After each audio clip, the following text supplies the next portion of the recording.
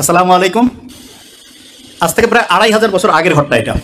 এটা প্রাচীন গ্রিসে ঘটছিল ঘটনাটা এরকম যে একটা মাঠের মধ্যে ২০-২৫ জন মিলে গল্পগুজব করতেছে। হঠাৎ করে গল্প করতে করতে একজন অজ্ঞান হয়ে পড়ে গেছে। যখন অজ্ঞান হয়ে পড়ে গেছে তারপরে তার সারাটা শরীর ভূমিকম্প হলে মাটি যেমন কাঁপতে থাকে এরকম করে সারাটা শরীর কাঁপতেছিল। বেশ কিছুক্ষণ কাঁপলো। আশেপাশের লোক চিন্তা করতেছে এ নিশ্চয়ই বোধহয় কোনো অপকর্ম করছে, কোনো মনে হয় অন্যায় করছে, এই কারণে ঐশ্বরিক কোনো শক্তি তাকে অজ্ঞান করে এরকম করে শরীরের মধ্যে দেখতে পাচ্ছে না, কিন্তু যে পানিশমেন্ট দিচ্ছে, শাস্তি দিচ্ছে। তো এইরকম ১-১.৫ মিনিট হওয়ার পরে কাঁপুনি যখন বন্ধ হলো, কিছুক্ষণ পরে এদিক ওদিক থেকে পানি নিয়ে এসে তার গায়ে ছিটাই দিছে। সেই লোকটা বলতেছে কি হয়েছে স্যার? কিছুই খেয়াল নাই।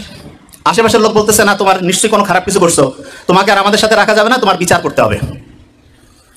বিচার করার জন্য তাকে ওইখানকার যে বিচারক কমিটি ছিল, মানে জোর জবরদস্তি করে টেনে হেসড়ে তাকে সেখানে নিয়ে গেছে। নিয়ে যাওয়ার পরে যারা বিচারক আছেন তারা জিজ্ঞেস করছে যে তোমার সম্বন্ধে যে অভিযোগ আসছে এইটার ব্যাপারে তোমার বলার কি আছে? তো ওই লোক তো অজ্ঞান হয়ে গেছিল, সে জানেও না যে কি করছে। সে বলতেছে আমি তো কিছুই জানি না, কিছুই খেয়াল করতে পারছি না। আশেপাশের সবাই বলতেছে যে না, এরকম ঘটনা ঘটছে, সে অজ্ঞান হয়ে গেছিল, তার সারাটা শরীর ভূমিকম্প হলে মাটি যেমন কাঁপতে থাকে তার সারা শরীর কাঁপতেছিল। তখন বিচারকরা এদিক ওদিক তাকাইলো, সবাই একই সাক্ষী দিচ্ছে এবং বিচারকরা বুদ্ধিশুদ্ধি করে বললো যে তুমি নিশ্চয়ই এমন কিছু করছো, এই সমাজে তোমার আর রাখা যাবে না, তোমাকে ১ সপ্তাহের মতো সময় এখানে আমরা আলাদা করে, ওই যে করোনায় আক্রান্ত হইলে যেমন একদম আলাদা করে রাখতো না, শুধু আলাদা করে যে চেহারা দেখার বুদ্ধি নাই, খাবার দাবার দিত, এরকম করে ১ সপ্তাহ রাখবো, তারপরে তোমাকে এইখান থেকে দ্বীপ থেকে বের করে অন্য জায়গায় নির্বাসনে পাঠিয়ে দেওয়া হবে। তা প্রাচীন গ্রিস দেশে ২৫০০ বছর আগে যখন যে কেউ এরকম ঘটনার মধ্যে পড়তো তখন তাকে এরকম করে জোর জবরদস্তি করে ওই বিচারকদের সামনে নিয়ে আসতো। বিচারকরা যখন শুনতো যে ৮-১০ জন বলতেছে যে হ্যাঁ এই লোকের এইরকম ঘটনাই ঘটছে, তখন তাকে ১ সপ্তাহ এক জায়গায় আটকে রাখার পরে তারপরে নির্বাসনে অন্য জায়গায় পাঠিয়ে দিত। তো এরকম করে প্রায় ১৫-২০ বছর চলছে এই ঘটনা প্রাচীন গ্রিসে। হঠাৎ করে একটা অদ্ভুত ঘটনা ঘটছে। ঘটনাটা একদিন বিচার চলছে, একজন এরকম অজ্ঞান হয়ে গেছিল, তার শাস্তি, তার পানিশমেন্ট কি হবে এটা নিয়ে যখন বিচারকরা আলোচনা করছেন, হঠাৎ করে একজন বিচারক অজ্ঞান হয়ে গেছে এবং সেই বিচারকের সারাটা শরীর ভূমিকম্প হইলে যেমন কাঁপে সেই রকম তার শরীরটা কাঁপতেছিল। মানুষজন চিন্তা করতেছে যার প্রধান বিচারক, মানে বিচারকদের যে প্যানেল আছে তার মধ্যে প্রধান বিচারক যিনি, উনি অজ্ঞান হয়ে গেছে এবং তার সারাটা শরীর কাঁপতেছে। এখন অন্যান্য বিচারকরা চিন্তা করতেছে এনার বিচার কে করবে, এনাকে কি পানিশমেন্ট দেওয়া যাবে কিনা। এবং অন্য বিচারকরা বলতেছে না, আমরা যতদিন থেকে আসি ইনি তো আমাদের চিফ জাস্টিস, এনার তো কোনো রকমের অন্যায় দেখি নাই, কোনো খারাপ কাজ দেখি নাই, সারা জীবন খালি মানুষের উপকার করছে, এই লোক হঠাৎ করে অজ্ঞান হইল কারণটা কি? তখন ওনারা একটা সিদ্ধান্ত নিল যে আচ্ছা এইটার আসলে কি অন্য কোনো কারণ আছে নাকি, সেটা জানার কোনো বুদ্ধি আছে কিনা। তখন হঠাৎ করে একটা লোক হাত তুলে বলতেছে যে গোটাল শরীর নিয়ে গবেষণা করে এরকম একজনের খোঁজ ওনার কাছে আছে। বলছে ঠিক আছে, তাহলে ওইখানে আমরা যাই, ওইখানে গিয়ে জানার চেষ্টা করি যে উনি এইটার অন্য কোনো কারণ আছে কিনা সেটা বলতে পারেন কিনা। একটা তদন্ত কমিটি ওই সবচেয়ে জ্ঞানী লোক যিনি সারা শরীর নিয়ে গবেষণা করে ওনার কাছে চলে গেছেন, যে গোটাল ঘটনাটা সংক্ষেপে বলে দিয়েছেন।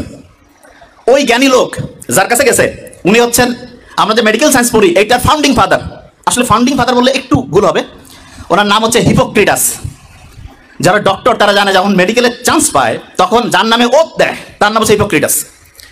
এবং ইন্টারেস্টিং জিনিস, উনি ওনাদের ঘটনাটা শুনে বলছে যে ঠিক আছে আমাকে কয়েকটা দিন টাইম দেন, আমি এটা নিয়ে একটু গবেষণা করি, একটু ভাবনা চিন্তা করি, তারপর আপনাদের বলবো। বাস ওনারা চলে গেছে। ১.৫-২ সপ্তাহ পরে উনি ওনাদের কাছে লোক পাঠাইছে যে আমি কারণ খুঁজে পেয়েছি। সব লোক অধীর আগ্রহে অপেক্ষা করতেছে কারণটা কি। যখন হিপোক্রেটাসের 1-to-1 সামনাসামনি আসছে তখন উনি বলতেছেন যে আপনারা যে মনে করছেন যে কোনো ঐশ্বরিক শক্তি এ কোনো অপরাধ করছে, কোনো পাপ করছে, এই কারণে তাকে যে অজ্ঞান করে এরকম করে মারধর করতেছে, আপনারা দেখতে পাচ্ছেন না, ব্যাপারটা মোটেই এরকম না। তা ব্যাপারটা কি? বলছে ব্যাপারটা মাথার মধ্যে বিভিন্ন ক্রিয়া বিক্রিয়া হয়, এই ক্রিয়া বিক্রিয়া 440 হইলে যেমন ওই যে ভোল্টেজ আছে না, এমন হয়ে যায়, দেখা যাচ্ছে মেশিন টেশিন সব অকেজ হয়ে গেছে, ওর মাথা ওই সময় অকেজ হয়ে গেছে এবং এই কারণে সেন্সলেস হয়ে গেছে এবং সারাটা শরীর কাঁপতেছিল। এই কথা শোনার পরে অনেকে একটু বিশ্বাস করছে, অনেকে একটু অবিশ্বাসও করছে যে বিচারককে বাঁচানোর জন্য এরা কোনো ভিতরে কায়দা কানুন করছে নাকি। ওনারা ওইখান থেকে হিপোক্রেটাসের কাছ থেকে যখন ফিরে আসছে, আসার পরে ওনাদের কাছে আলাদা করে একটা লোক ওইখানে বন্দি করা ছিল, কিন্তু ওনা নির্বাসনে পাঠায়নি। কেন? কারণ হচ্ছে যে বিচারক নিজেই হচ্ছে যে অজ্ঞান হয়ে গেছে, যে আসলে কারণটা কি সেটা না জানা পর্যন্ত বের করা যাচ্ছে না। তখন করছে কি, এরা একটু রাগান্বিত হয়ে করছে যে না, নিশ্চয়ই সামথিং ইজ রং, কোথাও যেন একটা মিস্টেক হচ্ছে। কয়েকজন যে মাথা আঘাত করে দ্বিখণ্ডিত করে ফেলছে। মাথার খুলি যদি খুলে ফেলে, তখন দেখা যাবে যে একটা গ্লাসের মধ্যে যদি পানি রাখি, ওর মধ্যে মাখন রাখলে যেমন হয়, গোটাল মাথাটার মধ্যে আমাদের ব্রেনটা অনেকটা মাখনের মতো। তো ওরা দেখতেছে কই কিছুই তো দেখা যায় না, কোনো ক্রিয়া বিক্রিয়া নাই, নিশ্চয়ই তাহলে ওই জ্ঞানী লোক কোনো কায়দা কানুন করে আমাদের মানে হচ্ছে যে বোকাশোকা বানাই দিচ্ছে। এরা আবার ওইখানে দৌড়েছে, যাওয়ার পরে বলছে যে কই আমরা তো কোনো ক্রিয়া বিক্রিয়া দেখতে পাচ্ছি না। উনি তখন ওনাদের বুঝাইছে যে দেখো, মাথার মধ্যে যে ক্রিয়া বিক্রিয়াটা হয়, এটা যদি লক্ষ লক্ষ কোটি কোটি ক্রিয়া বিক্রিয়া এক জায়গায় করি, একটা ছোট্ট বালুকণার সমান হবে না। বলে তাই নাকি? কয় হ্যাঁ।